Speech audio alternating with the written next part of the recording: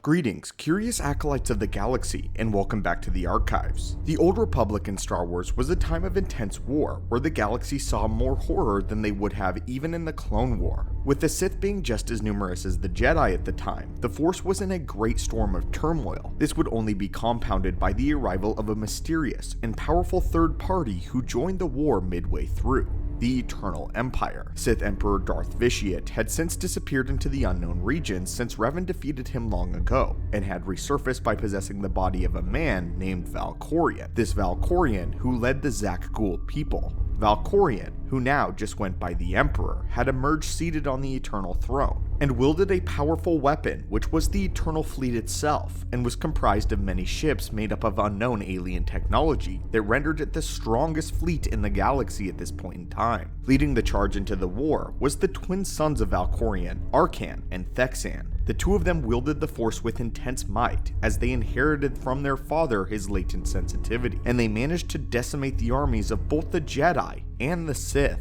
Today, we wanted to focus on one of these two twins, more specifically Arcann himself. If you remember from the cinematic, Arcann would be the twin in white, who ironically adhered more towards the ways of the dark side. The story of Arcann is one filled with tragedy, as the boy was thrust into a role that he only wanted to use to please his father, which in the end cost him everything. So, sit back and grab a snack, as we will be diving into the history and powers of this strange man, as well as what sort of abilities in the Force he wielded. To start off, we had to go back to the very beginning of Arcann's story. During his rule, long before he engaged the Republic at large, Valkorion had a family with a woman named Senya, who was a strong member of the Knights of Zakgul. The two of them, with their combined strength in the Force, begat 3 children, all of whom had an incredible amount of potential. The twins, Arcann and Thexan, and their youngest sister, Valen. As the sons of the Emperor, the two grew up being trained in both of the ways of the Force, as well as intense combat training. Of course, under the watchful eye of a former Sith Lord, they would be mostly utilizing and wielding the dark side. Or at least Arcann would. As they were twins, the boys were thick as thieves, always having each other's back and looking out for one another, believing that they were the only people they had in the entire galaxy. Thexan was the one who carried a great deal of love for his family, and he was seen by the public of Zakgul as someone who had a heart of gold. Thexan cared for his brother and wanted to just look out for him.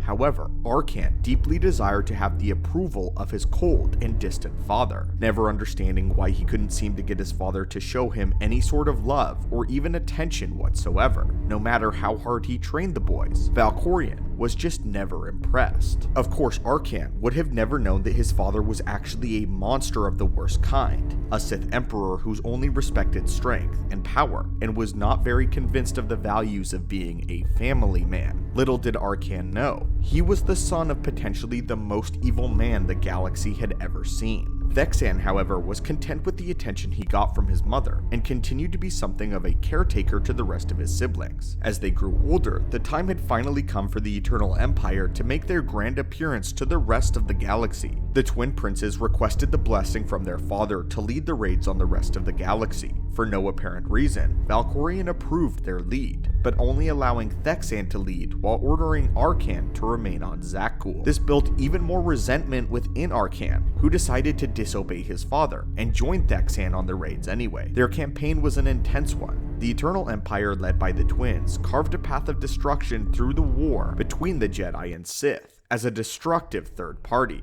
With their strange ways of training, the two seemed to be unstoppable for any other Force-wielding group. Their power in the Force was undeniably high, having been born of two very powerful Force sensitives, including Vitiate. Both Jedi and Sith had no idea how to properly handle the Eternal Empire, and countless waves from both sides fell beneath the golden blades of Arcann and Thexan.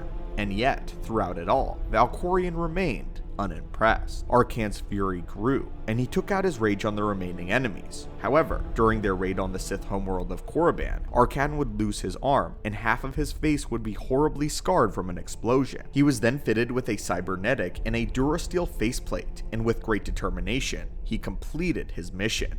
The twins returned to their father, expecting to be hailed as war heroes, as they had defeated several titular adversaries that stood in the way of the Eternal Empire and its Eternal Emperor. They even presented their father with lightsabers from the raids as trophies, and yet, it still wasn't enough. Valkorion turned his back on his sons for the final time, as they had not yet given him what he truly desired. Overcome with a rage that he had never felt before, Arcann stared down at his hand, a hand that he had sacrificed for the approval of his father. Arcann became blinded by fury, as the dark side swept him away in a whirlwind. He pounced at the Emperor with his blade ignited, poised to get his revenge, while Valkorion stayed there, motionless, barely even concerned about the events happening behind him. Whitesand, however, was not willing to allow his brother to make a terrible mistake, so he pulled him back with the force. Arcann's fury, though, and bloodlust had to be satiated, and so it turned on the nearest thing to him: his own brother. Their duel lasted only seconds, as Whitesand desperately fended off the sudden onslaught he hadn't prepared for. However, Arcann struck true and ended his brother right then and there.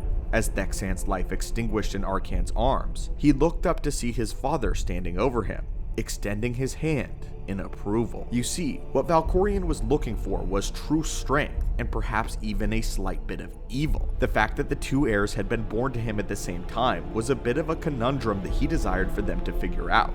He only wanted the strongest of his sons to be at his side and do his bidding. No matter how many Jedi, Sith, or other enemies they destroyed together, their combined strength would always be seen as a weakness to Valkorion, relying on the other, as no Sith should. Only by one of the brothers removing this weakness, and by destroying the other one and proving themselves as superior, would they be granted the slightest bit of approval from Valkorion. This was the way of the dark side. Arcann would become his father's right-hand man for the next little bit. Later on, Arcann attempted to inform his father of a joint Sith Empire and Republic fleet approaching their territory, but Valkorion was already aware, and sent the Eternal Fleet to intercept them. In the aftermath of the battle, Arcann recovered 2 survivors. Those 2 survivors were Darth Mar and the Outlander, whom he brought directly to his father on his Eternal flagship. When Valkorion offered them a chance to kneel, Darth Maul flatly refused, and for his defiance, Valkorion executed him in a storm of Force lightning. As Valkorion extended his offer to share his empire with the Outlander, Arcann finally had his last straw, refusing to allow Valkorion to share his empire with anyone other than his own son. Igniting his blade in protest, he stabbed his father by striking him down. Though his physical body had been destroyed, Valkorion's spirit attached himself to the Outlander. Arcann assumed his father's eternal throne, and as the new Emperor of Zakuul, pinned his father's murder on the Outlander and used it as an excuse to launch an attack on the core worlds. However, he sensed that Valkorion's spirit was inhabiting the Outlander's body and ordered the outsider to be frozen in carbonite. Within a brief amount of time, Arcann finished the war with the rest of the galaxy, and soon, the Eternal Empire was the dominant force in the universe, with both the Republic and Sith Empire required to pay tribute to Arcann, the Eternal Emperor. Soon though, his own mother Senya would betray the Eternal Empire, as she had seen her children become tyrants and Darksiders. She freed the Outlander, and they both made a grand escape. Infuriated, Arcann would spend the next several months tracking down the Outlander, believing that Valkorion's spirit was still within him. Eventually, Arcann would finally find him, and a battle ensued on the flagship between Arcann and the Outlander. Though this was in the middle of a large-scale battle, and the repeated shots hitting the ship caused the environment to become unstable, and their duel would be cut short by a large chunk of debris, a piece of debris that landed on Arcann's arm, trapping him.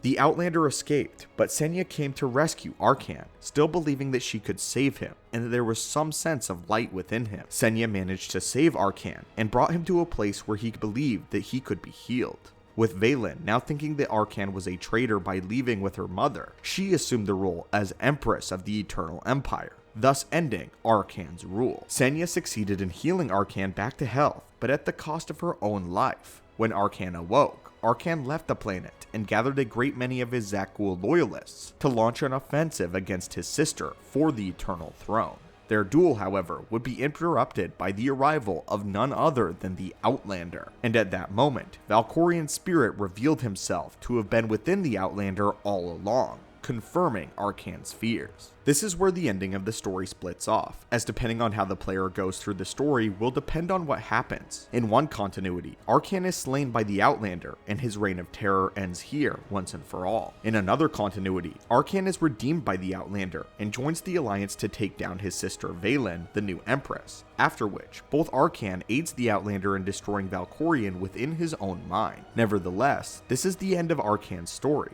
he was a powerful and a ruthless person, the exact type of Force sensitive his father wanted, and the person that he shaped him into. So exactly how powerful was Arcann truly? Let's take a look. As far as his lightsaber skill goes, it isn't really clear what style him and his brother used. Based on what we see of his training, it is very possible that they didn't use any conventional lightsaber forms at all, and perhaps used a fighting style native to Zakul and translated to lightsaber physics. We can see that not only do Arcann and Thexan dominate on the battlefield, but so does their mother Senya, who was once a knight of Zakul herself. It is quite possible that this foreign style is one of the edges that they held over the Jedi and Sith, as they seem to be almost undefeatable in lightsaber combat against them. In terms of Force feats, Arcann carries on his father's legacy with an impressive array of Force powers that included an advanced understanding of telekinesis, yellow Force lightning, as well as Terminus. Despite being hindered by his cybernetic arm, Arcann proved to be quite adept with Force lightning. We don't have an explanation as to why his Force lightning was yellow whenever he used the dark side. Typically in the lore, yellow lightning is indicative of Force judgment, which is of course a light side ability. Perhaps it was just a design choice for his character, but it is certainly interesting considering his background in being trained with rather unconventional applications of the Force, as well as his unique stance in it, which, for the majority of his life, was overpoweringly dark, but again, this is an example of a dark side order that was not a Sith. But anyway, my friends, what do you think about Arcann? Do you find this overview helpful for his story? As a companion piece to this video, we're going to release a video about his sister Vaylin quite soon, so be sure to be on the lookout for that. We thank you for watching this channel as always, and we hope to see you in the next video. Until then, may the Force be with you, and long live the Eternal Empire.